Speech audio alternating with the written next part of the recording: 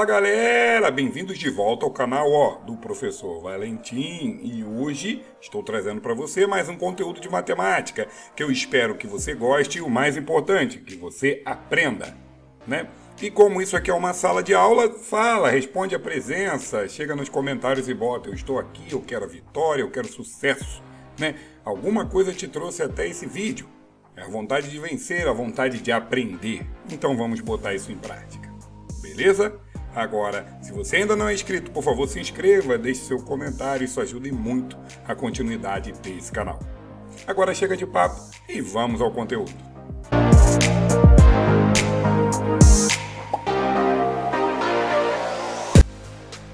Bom pessoal, trabalhando aqui uma revisão, dos conteúdos de estatística e matemática financeira, vamos começar pela questão de número 1. O gráfico abaixo representa a quantidade aproximada de animais adotados ao longo de 5 anos em uma determinada cidade. Qual foi a média anual de animais adotados ao longo dos 5 anos? Bom, média, tranquilo, né? Por quê? Essa média aritmética, nesse caso. Para ter média aritmética aqui, você vai ter que somar, né? Somar o quê? Em 2008 foram 300 animais. Em 2009 foram 400 animais. Em 2010 foram 400 de novo. Em 2011, foram 450. Em 2012, foram 500. Bom, aqui é só observar, se você tiver dificuldade para visualizar, você dobra o final da folha da sua prova, se tiver um concurso, e usa ela como régua aqui para ver onde é que está batendo, né? Isso ajuda muito ele na hora de você bater o olho e ver onde é que está levando o 2011, por exemplo, que está mais distante. Pega tudo isso, soma e divide pela quantidade, que é 5. Então, você vai ter a soma que é 2050, dividido para 5, que vai dar 410, e essa é a média. 410, letra D, já é a resposta da número 1. Beleza? Questão de número 2. As notas de 8 alunos em uma prova de matemática foram escritas pelo professor em uma tabela como a que segue. Sabe-se que a média aritmética dessas notas é 8,2. Considerando as notas dos 8 alunos, é correto afirmar que a nota do aluno G é... Bom, você tem que fazer a média aritmética dessas notas, né? Basicamente. Você vai pegar, vai somar tudo e dividir por 8, que é a quantidade de alunos. Então, a média é... Aí você pega lá o 6,5, primeira nota... mais 10, segunda nota, mais 8, mais 9,4, mais 8 de novo, mais 6,4, mais x, que eu não sei, mais 7,4. Show de bola, e divide tudo isso por 8. Então, a nossa média vai ser o quê? A soma de tudo isso, sobre 8, que vai ter que dar, como ele disse, 8,2, que é a média das notas.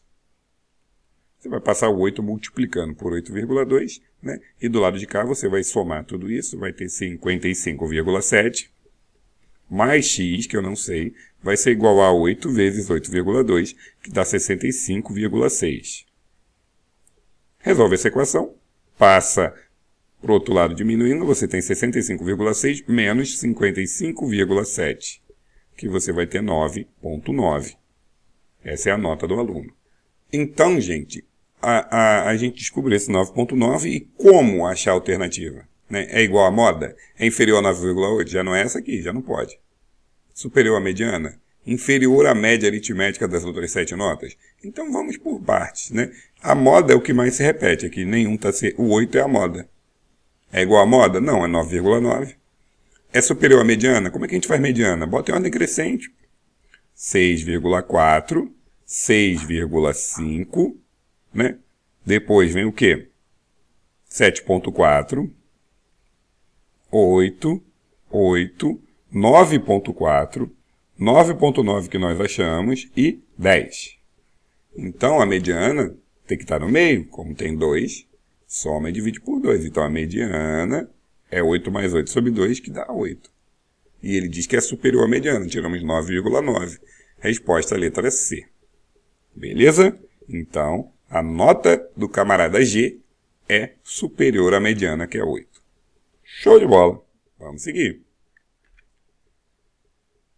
Questão número 3 também, questão de estatística, diz o seguinte, que Rony mora em São Paulo e foi visitar seu irmão Paulo, que mora no Rio de Janeiro. Na ida, Rony fez o percurso com uma velocidade média de 100 km por hora. Porém, na volta, percorrendo o mesmo trajeto, fez o percurso com uma velocidade média de 75 km por hora. Dessa forma, a velocidade média do percurso em km por hora de ida e volta da viagem foi aproximadamente... Bom, na verdade, essa média aqui que eu tenho que tirar é a média harmônica, né? Porque a velocidade é inversamente proporcional ao tempo. Quando você vai trabalhar a ideia de inverso para tirar uma média, é a média harmônica, que é o inverso da média aritmética dos inversos, ou seja, n sobre 1 sobre o primeiro valor, x1 mais 1 sobre o segundo valor, x2, mais até o último valor, xn. Como é que isso se aplica aqui, na situação da questão de número 3? Você tem que a média harmônica é o quê? São duas velocidades, né? 2 dividido para 1 sobre 75, mais 1 sobre 100. Resolvendo isso, você tem a resposta. Então, como resolver? Vou fazer de uma forma básica aqui. Você multiplica cruzado, não sei se vocês se lembram. 100 vezes 1 é 100, mais 75 vezes 1 é o próprio 75, né? Sobre 75 vezes 100. Isso aqui vai dar o quê? Você repete a primeira e multiplica pelo inverso da segunda. Ou seja, isso aqui vai subir. Vai ficar 2 vezes 75 vezes 100 sobre 100 mais 75. Show de bola. Você vai ter então em cima 15.000 dividido por 175. Isso aqui vai dar aproximadamente 85,7 essa divisão. Que a resposta é a letra B de bola. Ah, Valentim, essa conta ficou grande? Olha, esse é o padrão de se resolver média harmônica. Mas com dois valores, você pode calcular a média harmônica de uma maneira mais prática. O dobro do produto desses dois valores sobre a soma. E se você parar para olhar aqui rapidinho, o que eu tenho aqui? Exatamente aqui. O dobro do produto sobre a soma.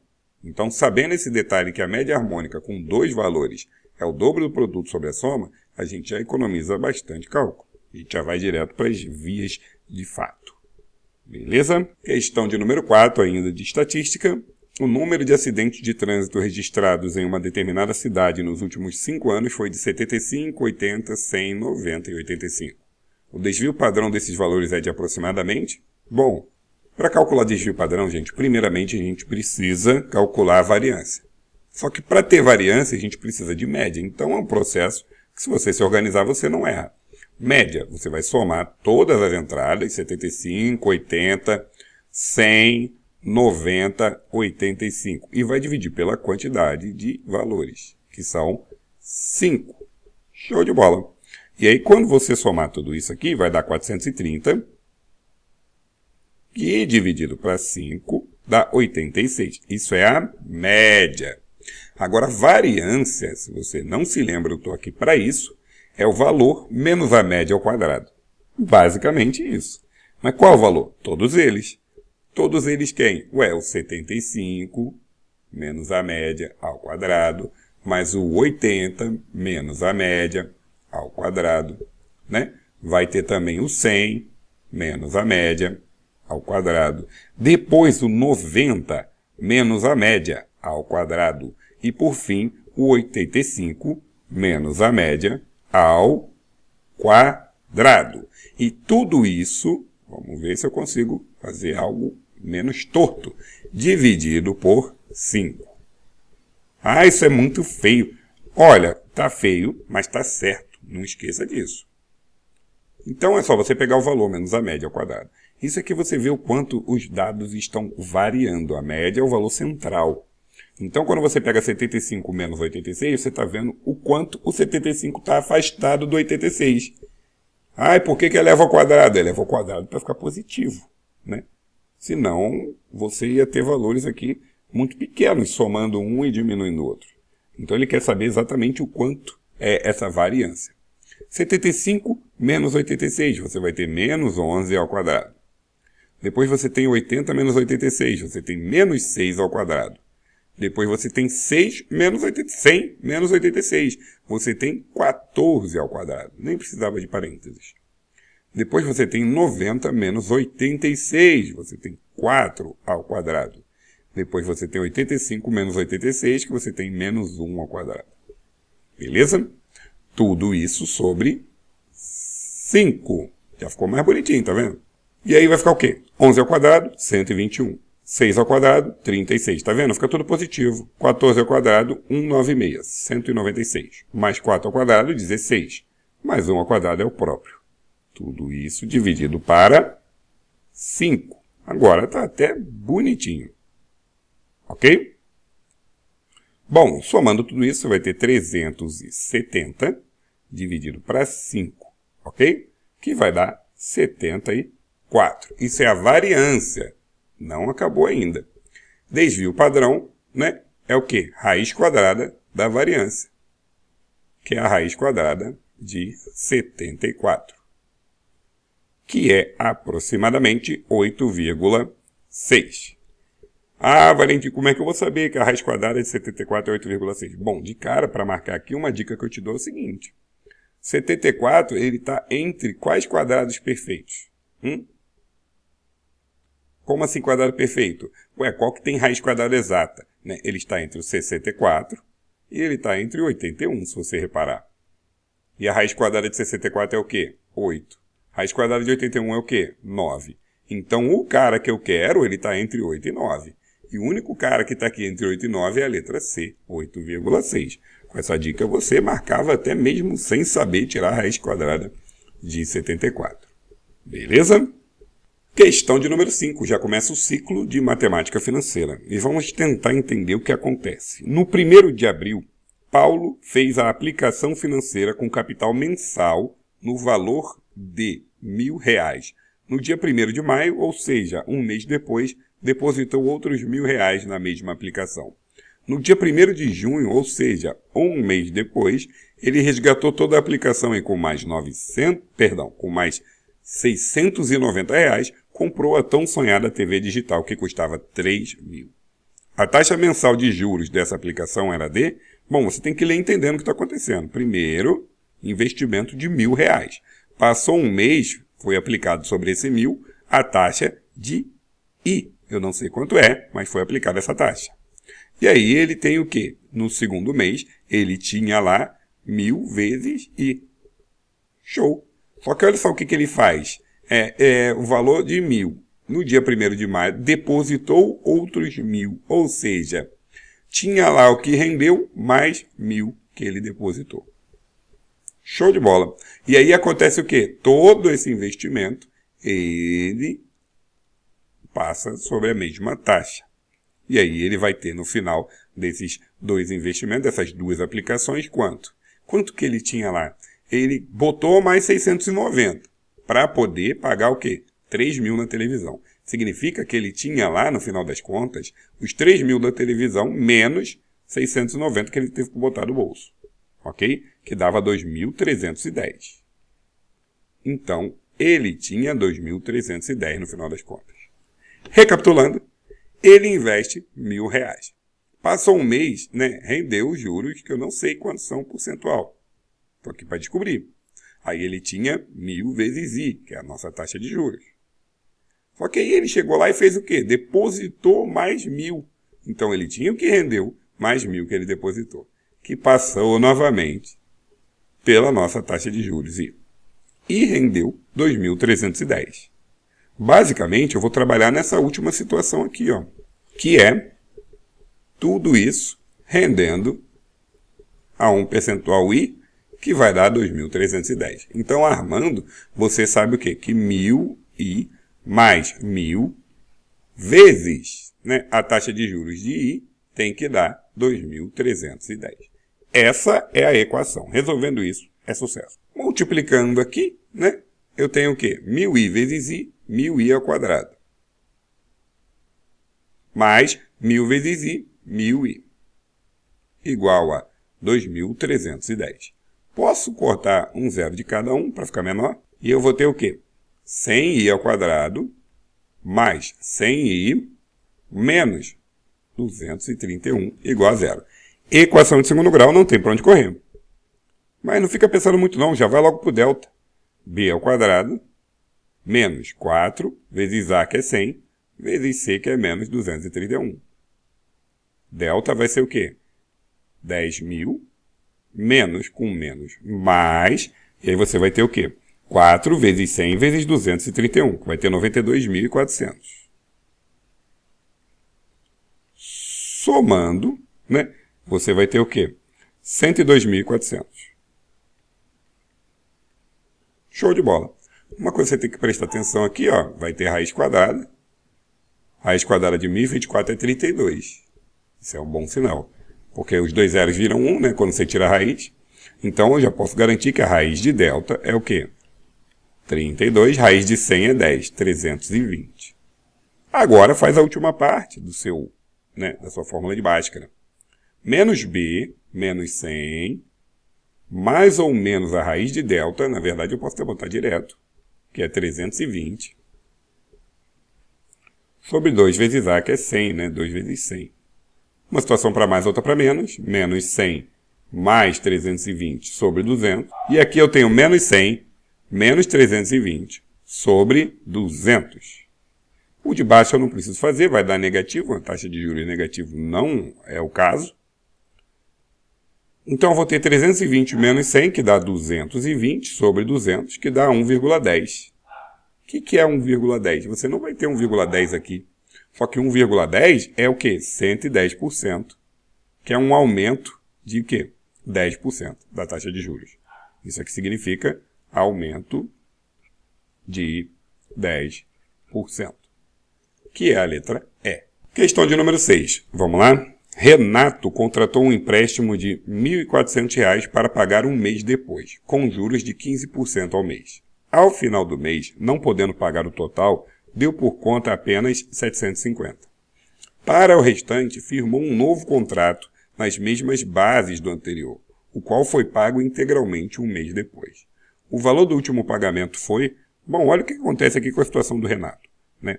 O Renato, ele tem uma dívida de R$ 1.400, né? Ele iria pagar um mês depois com 15% de juros. 15% é 1,15, né, de aumento. Então, ele teria um aumento de 1,15, que ele deveria pagar um mês depois, 1.610. Isso é o que ele deveria pagar um mês depois. Só que ele pagou isso? Não, ele não pagou isso.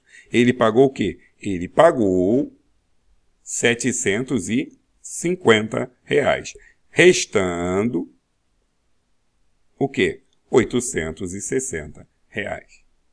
É isso que aconteceu. E o que aconteceu então? Ele ficou devendo R$ 860 do que deveria pagar. Então, nesses 860 que ele ficou devendo, entrou juros de novo, outro mês, né? 860, com 15% de juros, ele deveria pagar 989. Isso aqui que ele deveria pagar para quitar sua dívida definitivamente. 989, letra C. Beleza? Para custear seus estudos em um curso de culinária, um aluno conseguiu um empréstimo no valor de R$ 1.000, pelo qual pagará após 4 meses. Então, um investimento de 1.000, o tempo de ser pago são 4 meses, uma única parcela de 1.280. Portanto, a taxa anual, isso aqui é o segredo, de juros simples desse empréstimo é de... Bom, fórmula de juros simples, CIN. O que é o quê? Juros, capital, taxa de juros, tempo. O que a gente sabe desses valores? Juros, eu sei quanto é. Se ele vai investir 1.000, vai pegar emprestado 1.000 e vai pagar 1.280, rendeu o quê? 280 de juros. Capital a ser investido, ou nesse caso, pego emprestado, 1.000. Taxa é o que ele quer descobrir. E tempo, olha só, o tempo aqui que é delicado. Por quê? 4 meses. Só que ele quer anual. Então, para passar de 4 meses para ano, a gente pega e divide por 12 anos. Que é a mesma coisa que o quê? Simplificando, dá 1/3. Então, eu preciso passar de meses, tá aqui, para ano, porque ele quer a taxa anual. Então, para passar de meses para ano, é só dividir por 12. Beleza? Agora sim, aplica direto na fórmula. Juros, que são 280, é igual ao capital, que é o quê? 1.000, vezes a taxa de juros e vezes o quê? O tempo, que é 1/3. 1/3 de ano. Moleza, pega o 3, vem para cá, multiplica, né, pelo 280, que que vai dar 840, e passa o 1.000 dividindo, e divide por 1.000. Isso é a taxa de juros. Taxa de juros, então, voltando 3 casas, 0,84, que é o famoso 84% ao ano. Letra A. Beleza? Questão de número 8. Determinado produto custa R$200 à vista. A loja oferece a opção de pagar o produto em 2 parcelas. Oferece a opção, mensais iguais, cobrando os juros de 2% ao mês. Se o primeiro pagamento for realizado um mês após a compra, qual será o valor de cada parcela? Bom, primeira coisa que a gente pode entender é o seguinte. No primeiro mês, a dívida vai para R$204, né? Como assim? Você deve 200, com um aumento de 2% ao mês, você vai para R$204, a dívida. Se eu pagar P, uma parcela, vou chamar a parcela de P, ok? Eu devo aplicar juros no que sobrou. Se eu pagar uma parcela P, eu devo aplicar juros em cima do que sobrou, igual mais ou menos aconteceu com esse camarada aqui, ó. Está entendendo? Ele tinha um tanto para pagar, aí ele não conseguiu pagar tudo, ele pagou uma parcela. Então tem que entrar juros de novo em cima do que faltou pagar. É isso que eu quero que vocês entendam aqui. Se eu pagar P, então eu devo aplicar os juros no que sobrou. Como assim, Valentim? Se eu não paguei P, eu devia 204. Eu devia 204 e paguei P. E tem que entrar 2%, 1,02 aqui. Então, 1,02. Isso aqui vai me dar o valor da minha última parcela, que é P, já que eu estou pagando parcelas iguais. Basicamente, gente, isso aqui é isso aqui que aconteceu com a vida desse cidadão. Ele devia 1.400, entrou o juro no que ele devia, aí ele conseguiu pagar um tanto. E aí entrou os juros no que faltou novamente. Então, olha aqui, ele deve 204. Né? A partir do momento que ele comprou, já entrou os juros de 2% ao mês, no primeiro mês.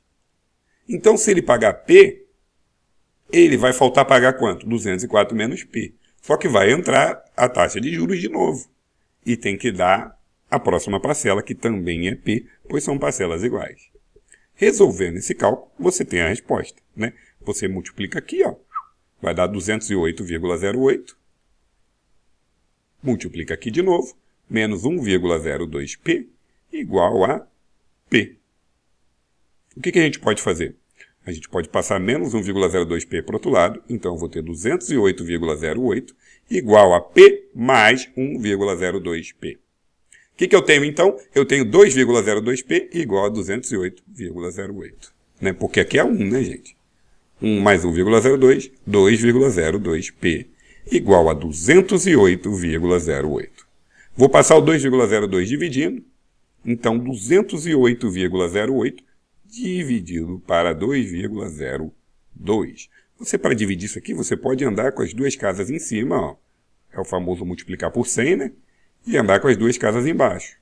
202, né? Isso aqui vai dar aproximadamente 103, né? O que é isso? É o valor de cada parcela. R$103.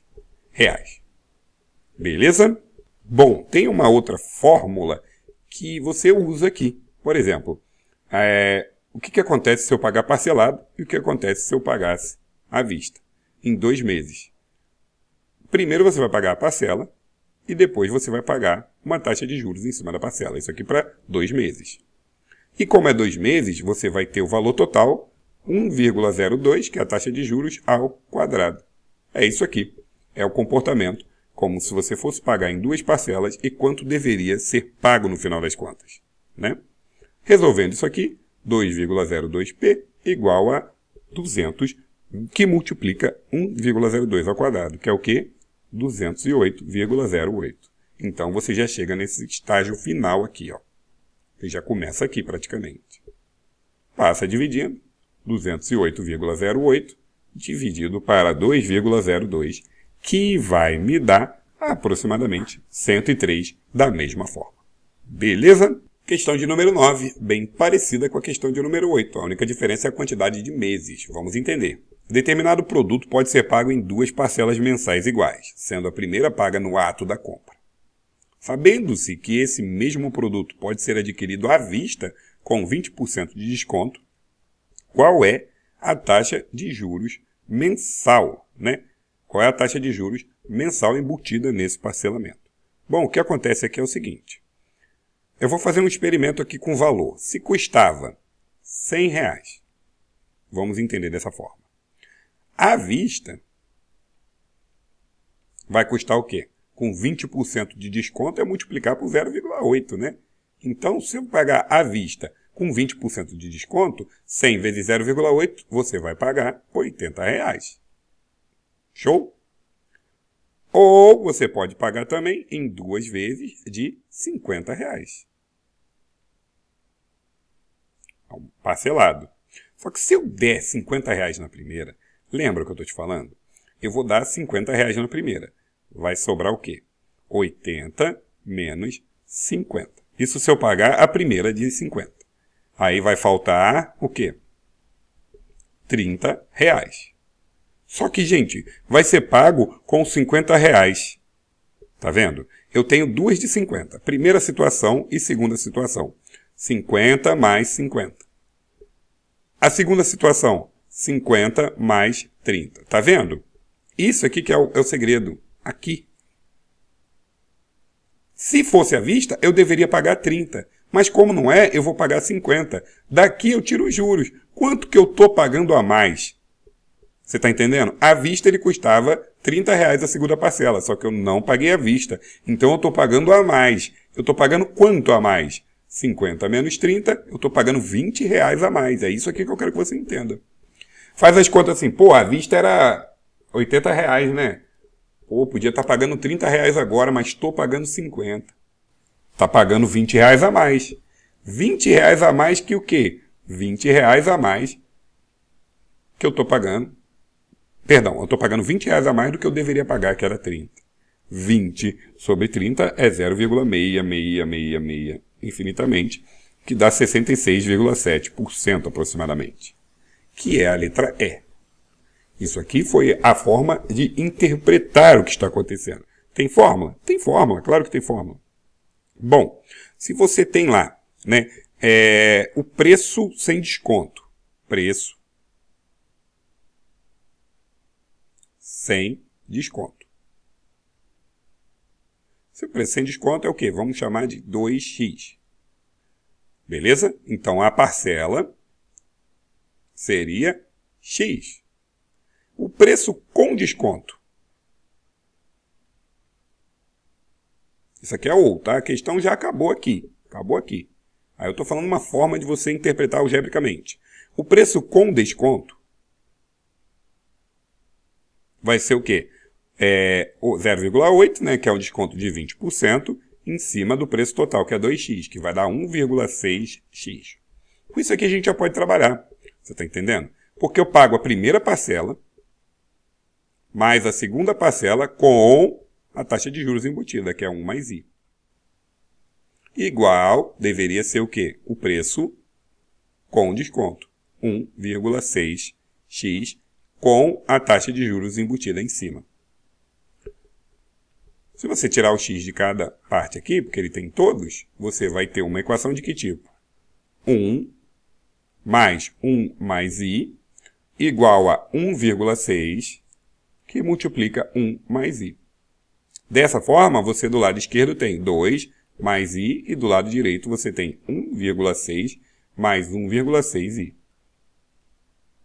Passa o i para cá diminuindo, e 1,6 para lá, para a esquerda diminuindo. Eu fico assim, ó. Dessa forma, 0,4 igual a o quê? 0,6i. Dessa forma. Passo dividindo 0,4 dividido por 0,6, que é 4/6, que é a mesma coisa que 2/3, que é a mesma coisa que 0,666 infinitamente. 66,7%. Beleza? Mesma resposta.